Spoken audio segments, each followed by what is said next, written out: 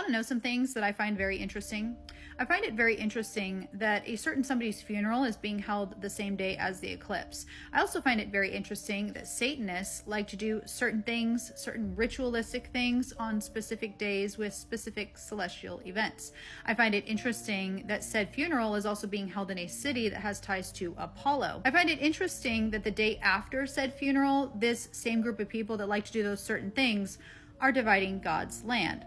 I also find it interesting that a certain somebody who owns a very specific surveillance company that will eventually roll out the mark is doing a series on the Antichrist during the Feast of Trumpets. I find it interesting that the UK just rolled out their digital ID, and they are now telling people that if you do not comply, and I quote, you will be cut off from society. I also find it very interesting that in the last day or two there have been multiple cyber attacks and blackouts, and NASA is now warning of more in the coming weeks. I find it very interesting that all of this is going on during the very possible rapture of the church.